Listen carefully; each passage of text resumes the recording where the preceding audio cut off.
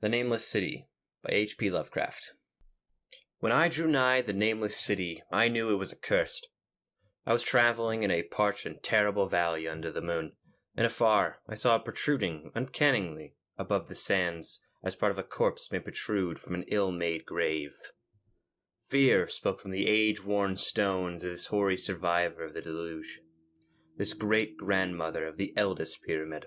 And a viewless aura repelled me and bade me retreat from antique and sinister secrets that no man should see, and no man else had ever dared to see. Remote in the desert of Arabai lies the nameless city, crumbling and inarticulate, its low walls nearly hidden by the sand of unaccounted ages. It must have been thus before the first stones of Memphis were laid, and while the bricks of Babylon were yet unbaked. There is no legend so old as to give it a name, or to recall that it was ever alive. But it is told of in whispers around campfires and muttered about by grandmas in tents of chic, so that all the tribe shun it without wholly knowing why. It was of this place that Abdul al-Hazred, the mad poet, dreamed on the night before he sang his unexplained couplet. That it is not dead which can eternal lie, and with strange aeons even death may die. I should have known that the Arabs had a good reason for shunning the nameless city. The city told of in strange tales, but seen by no living man, yet I defied them, and went to the untrodden waste with my camel. I alone have seen it. That is why no other face bears such hideous lines of fear as mine. Why no other man shivers so horribly when the night wind rattles the windows. When I came upon it, in the ghastly stillness of unending sleep, it looked at me, chilly from the rays of a cold moon amidst the desert's heat, and as I returned its look, I forgot my triumph at finding it, and stopped still with my camel to wait for dawn. For hours I waited, till the east grew grey and the stars faded, and the grey turned to rose-seal light edged with gold. I heard him moaning, and saw a storm of sand stirring among the antique stones, though the sky was clear, and the vast reaches of the desert still. Then, suddenly, above the desert's far rim came the blazing edge of the sun, seen through the tiny sandstorm which was passing away, and in my fevered state I fancied that from some remote depth there came a crash of musical metal, to hail the fiery discs of Memnon, hailed from the banks of the Nile. My ears rang and my imagination seethed as I led my camel slowly across the sand to the unvocal stone place. That place too old for Egypt and Meromi to remember. That place which I alone, of living men, have seen.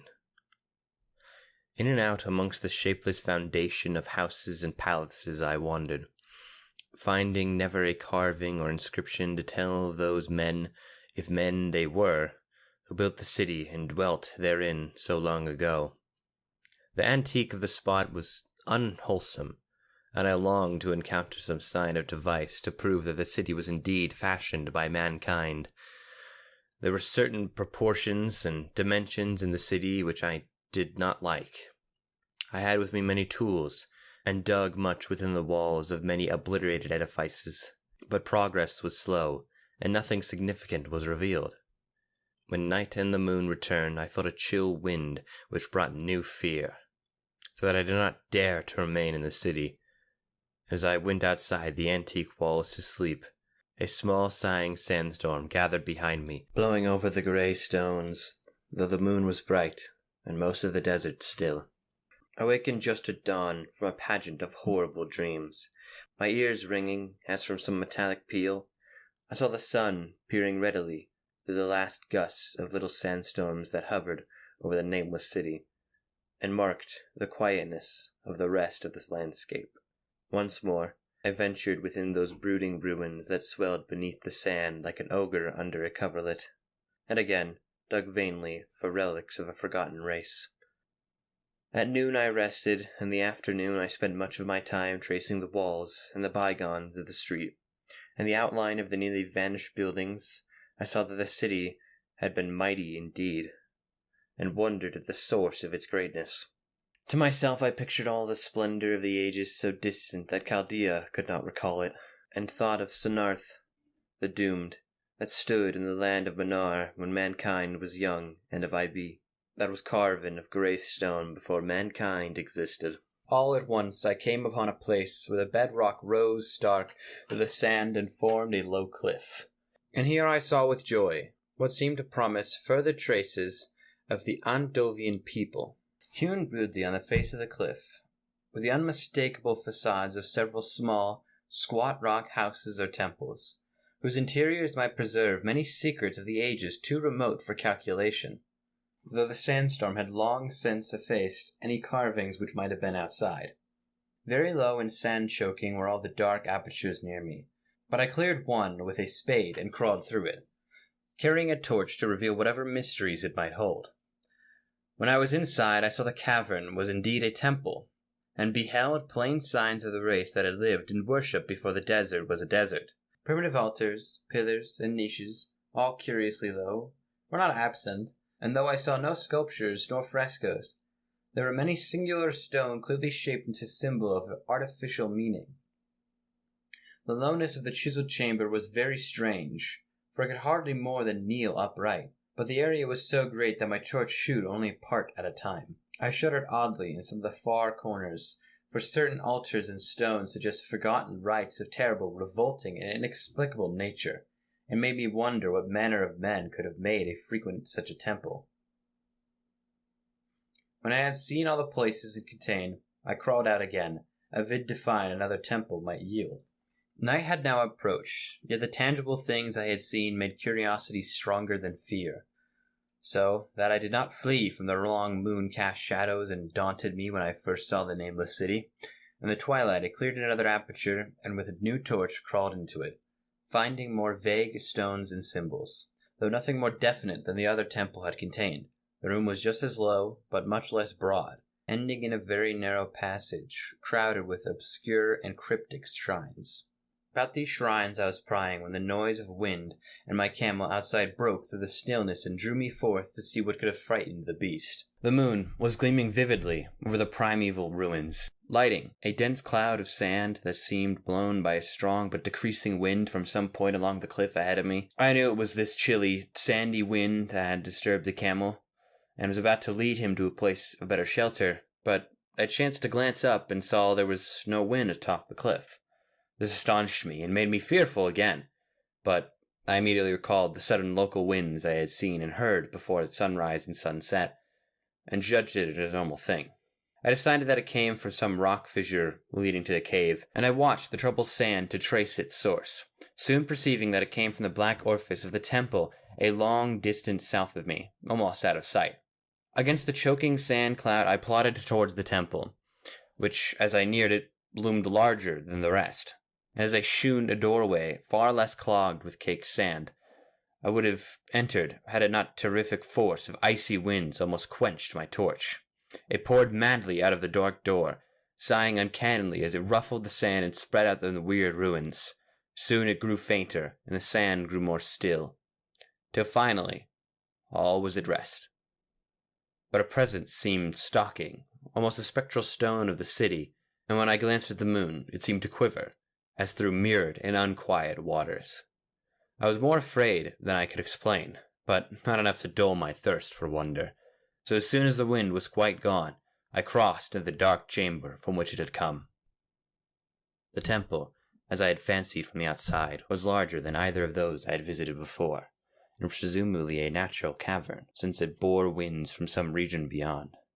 Here I could stand quite upright, but saw that the stones and altars were as low as those in the other temples.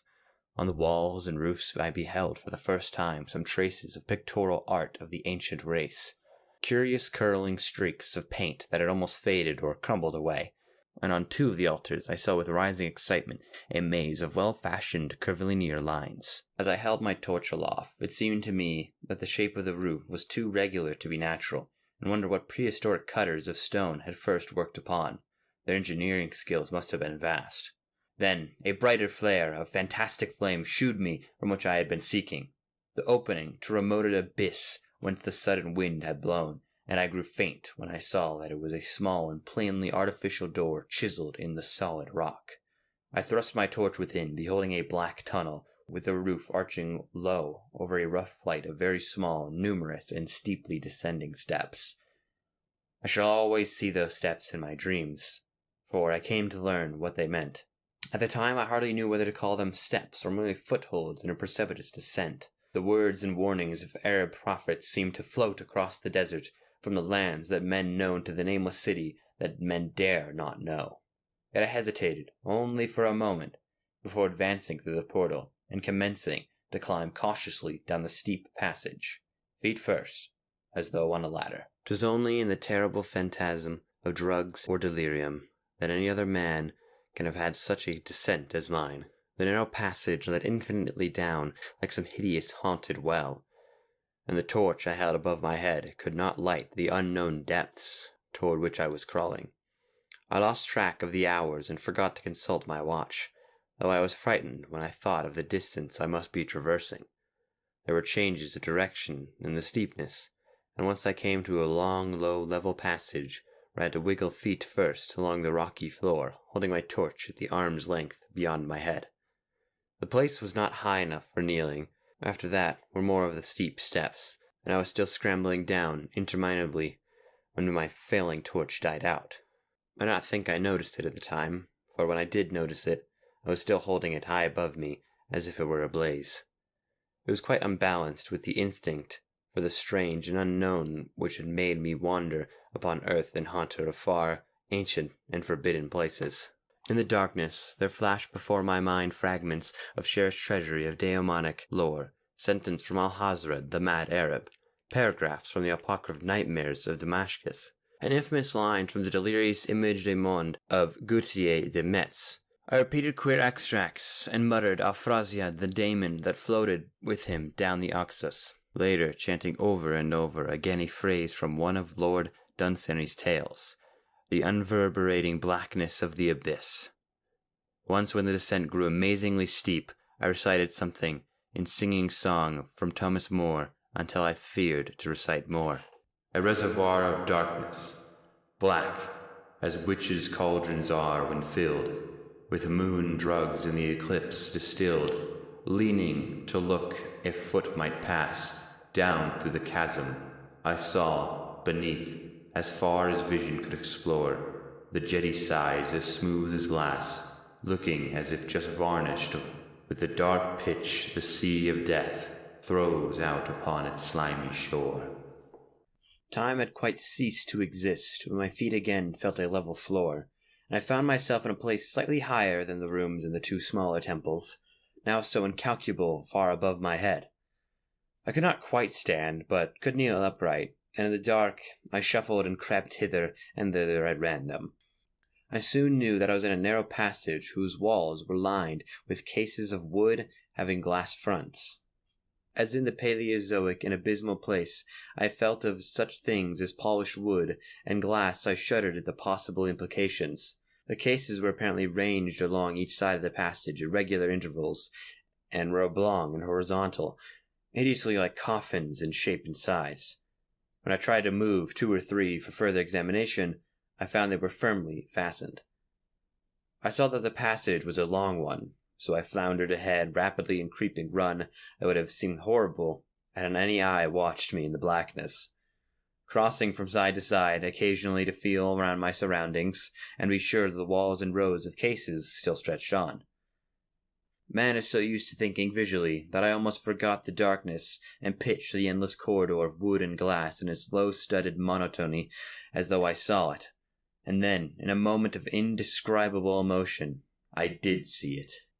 Just when my fancy merged into real sight, I could not tell, but there came a gradual glow ahead, and all at once I knew that I saw dim outlines of the corridor and the cases, revealed by some unknown subterranean phosphorescence. For a little while all was exactly as I had imagined. Since the glow was very faint, but I mechanically kept on stumbling ahead into the stronger light, I realized that my fancy had been but feeble. This hall was no relic of credity like the temples in the city above, but a monument of the most magnificent and exotic art, rich, vivid, and daringly fantastic designs and pictures formed a continuous scheme of mural paintings whose line and colors were beyond description. The cases were of strange golden wood, with fronts of exquisite glass, and contained the mummified forms of creatures outreaching in grotesqueness and the most chaotic dreams of man. To convey any idea of these monstrosities is impossible. They were of the reptile kind, with the body lines suggesting sometimes the crocodile, sometimes the seal, but were more often nothing of which either the naturalist or the paleontologist ever heard. In size they approximated a small man, and their forelegs bore delicate and eventually flexible feet, curiously like human hands and fingers. But strangest of all were their heads, which presented a contour violating all known biologic principles. To nothing can be such as well compared. In one flash I thought of comparisons as varied as the cat, the bulldog, the mystic satyr, and the human being. Not Jove himself had so colossal and protrusionate a forehead, yet the horns and the noselessness and the alligator-like jaw placed the thing outside all established categories. I debated for a time on the reality of the mummies, half suspecting they were artificial dolls, but soon decided they were indeed some Paleogene species which had lived when the Nameless City was alive. To crown the grotesqueness, most of them were gorgeously enrobed in the costliest of fabrics, and lavish laden with ornaments of gold, jewels, and unknown shining metals. The importance of these crawling creatures must have been vast, for they held first place among the wild designs of the frescoed walls and ceiling. With the matchless skills had the artists drawn them in the world of their own, wherein they had cities and gardens fashioned to suit their dimensions, and I could not help but think that their pictured history was allegorical, perhaps shewing in progress of the race and worshipped them. These creatures, I said to myself, were to the men of the Nameless City what the she-wolf was to Rome, or some totem beast in the tribe of the Indians. Holding this view, I thought I could trace roughly a wonderful epic of the Nameless City, the tale of the mighty sea-crossed metropolis that ruled the world before Africa rose out of the waves, and of its struggling as the sea shrank away and the desert crept at the fertile valley that held it. I saw its wars and triumphs, its troubles and defeats, and afterward its terrible fight against the desert when the thousands of its people here, represented an allegory of the grotesque reptiles, were driven to chisel their way down through the rocks in the marvelous manner to other world whereof their prophets had told them. It was all vividly weird and realistic, and its connection with the awesome descent I had made was unmistakable. I even recognized the passages. As I crept along the corridor toward the brighter light, I saw later stages of the paint epic. The leave-taking of the race that had dwelt in the Nameless City and was the valley wrong for 10 million years. The race whose soul shrank from quitting scenes their bodies had known so long, where they had settled as nomads in earth's youth, hewing in the virgin rocks those primal shrines of which they never ceased to worship. Now the light was better, I studied the pictures more closely, and remembering that the strange reptiles must represent the unknown men, pondering upon the customs of the Nameless City, many things were particular and inexplicable. The civilization, which included a written alphabet, had seemingly risen to a higher order than those immeasurably later civilizations of Egypt and Chaldea. Yet there were curious omissions. I could, for example, find no pictures to represent deaths or funeral customs, save such as were related to war, violence, and plagues, and I wondered at the reticence shewn concerning natural death. It was as though the ideal of earthly immortality had been fostered as a cheering illusion. Still nearing the end of the passage were painted scenes of the utmost picturesqueness and extravagance, contrasting views of the Nameless City in the desolation and growing ruin, and the strange new realm or paradise to which the race had hewn its way through the stone. In these views the city and the desert valley were shewn always by moonlight, a golden nimbus hovering over the fallen walls and half revealing the splendid perfection of former times, shewn spectacularly and elusively by the artist. The paradisal scenes were almost too extravagant to be believed, portraying a hidden world of eternal day filled the glorious cities and eternal hills and valleys. At the very last I thought I saw the origins of the artist's anticlimax. The paintings were less skillful and much more bizarre than even the wildest and earliest scenes. They seemed to record a slow decadence of the ancient stock, coupled with the growing ferocity toward the outside world from which it was driven by the desert. The forms of the people, always represented by the sacred reptiles, appeared to be gradually wasting away through their spirits as shewn hovering about the ruins by moonlight gained in proportion. Immaculated priests, displaying as reptiles in ornate robes, cursed the upper air and all those who breathed it. And one terrible final scene showed a primitive-looking man, perhaps a pioneer or ancient realm, the city of pillars, torn to pieces by members of the elderly race. I remembered the Arabs feared the Nameless city, and was glad that beyond this place the grey walls and ceilings were bare. As I viewed the pageant of mural history, I approached very closely at the end of the low-ceiling hall, and was aware of the great gate through which the climb of the illuminating phosphorescence. Creeping up to it, I cried aloud a transcendent amazement at what lay beyond. For instead of another and brighter chamber, there was a lunar void of uniform radiance, such as one might be fancy when gazing down from the peak of Mount Everest upon the sea of sunlit mist. Behind me was a passage so cramped that I could not stand upright in it, but before me was an infinity of subterranean effulgence. Reaching down from the passage into the abyss was a head of steep flight of steps. Small, numerous steps like those of the black passage I had traversed, but after a few feet the glowing vapor concealed everything. Swung back open against the left wall of the passage was a massive door of brass, incredibly thick and decorated with fantastic bas-relief, which could, if closed, shut the whole inner world of light away from the vault and passage of rocks. I looked at the steps, and for a nonce dared not try them. I touched the open brass door, and could not move it. Then I sank prone to the stone floor, my mind aflame with prodigious reflection which not even a death-like exhaustion could banish.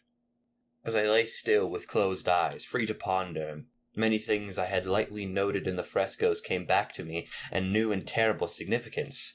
Scenes representing the Nameless city in its heyday, the vegetation of the valley all around it, and the distant lands which merchants traded. The allegory of crawling creatures puzzled me by this universal prominence, and I wonder that it should be closely followed in pictured history of such importance. In the frescoes the Nameless city had been shewn in proportion fitted to the reptiles. I wonder what its real proportions and magnificence had been, and reflected on a moment of certain oddities I had noticed in the ruins.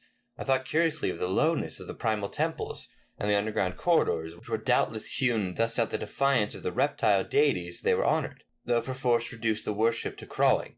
Perhaps the very rite had involved a crawling in imitation of the creatures. No religious theory, however, could easily explain why the level passage in that awesome descent should be as low as the temple, or lower, since one not even could kneel in it. As I thought of the crawling creatures whose hideous mummified forms were so close to me, I felt a new throb of fear. Mental associations are curious, and I shrank from the idea expected for the poor primitive man torn to pieces in the last painting. Mine was the only human form amidst the many relics, the symbol of primordial life. But, as always, in my strange and roving existence, wonder soon drove out my fear. For the luminous abyss, and what it might contain, presented a problem worthy of the greatest explorer. That a weird world of mystery lay far down that the flight of particular steps I could not doubt, and I had hoped to find there those human memorials which painted corridors had failed to give. The frescoes had pictured unbelievable cities, hills and valleys in its lower realm, and my fancy dwelt on the rich and the Colosseum ruin that awaited me. My fears, indeed, considered the past rather than the future. Not even the physical horror of my position in the cramped corridor of dead reptiles and antediluvian frescoes, miles below the world I knew and faced by another world of eerie light and mist, could match the lethal dread I felt of the abysmal antiquity of the scene in its soul. An antiqueness so vast that the measurement is feeble seemed to leer down from the primal stones and rocks-hewn temple in the Nameless city, while the very last of the astounding maps in the frescoes shewn ocean and its contents that man had forgotten, with only here and there some vaguely familiar outlines of what could have happened in the geological eon since the painting ceased and the death-hating rays resentfully scumbled to the decay no man might say. Life had once teemed in these caverns and luminous realms below. Now I was alone with these vivid relics, and I trembled to think of the countless ages through which these relics had kept a silent and deserted vigil. Suddenly there came another burst of acute fear which had intentionally seized me ever since I first saw the terrible valley and Nameless city under a cold moon. And despite my exhaustion, I found myself starting frantically to a sitting position and gazing back along the black corridor towards the tunnel that rose to the outer world. My sensations were much like those which had made me shun the nameless city at night, and were as inexplicable as they were potent. In another moment, however, I received a greater shock in the form of a deafening sound. The first which had broken the utter silence of the tomb-like depth. It was a deep, low moaning, as of a distant throng of commending spirits and names from the direction in which I was staring. Its volume rapidly grew, till it soon reverberated frightfully through the low passage, and at the same time I became conscious of the increasing daunt of cold air, likewise flowing from the tunnel and the city above. The touch of the air seemed to restore my balance, for I instantly recalled the sudden gusts which had risen around the mouth of the abyss each sunset and sunrise, one of which had indeed severed to reveal the hidden tunnel to me. I looked at my watch and saw the sunrise was near, so braced myself to resist the gale which was sweeping down to the cavern home as it swept forth at evening. My fear again waned low, since a natural phenomenon tends to dispel brooding over the unknown. More and more madly poured the shrieking, moaning night wind into the gulf of the inner earth. I dropped prone again and clutched vainly at the floor for fear of being swept broadly through the open gate into the phosphorescent abyss. Such fury I had not expected, and I grew aware of the actual slipping of my form towards the abyss. I was beset by 1,000 new terrors of apprehension and imagination. The malignancy of the blast awakened incredible fancies. Once more I compared myself shudderingly to the only human image in that frightful corridor, the man who was torn to pieces by the nameless race. For a fiendish crawling of the swirling currents, they seemed to abide vindictive rage of all stronger because it was largely impotent. I think I screamed frantically near the last. I was almost mad, but if I did, so my cries were lost to the hell-bound babble of the howling wind wraiths. I tried to crawl against the murderer's invisible torrent, but could not even hold my own as I was pushed slowly and inexorably towards the unknown world. Finally, reason must have wholly snapped. I fell to the babbling over and over the unexplained couplet of the mad Arab Alhazred who dreamed of the nameless city. It is not dead which can eternal lie. In strange eons even death may die.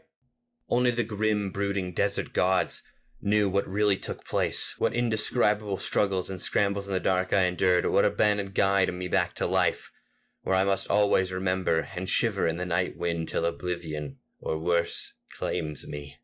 Monstrous, unnatural colossus was the thing, too far beyond all the ideals of man and believed except in the silent, damnable small hours when one cannot sleep.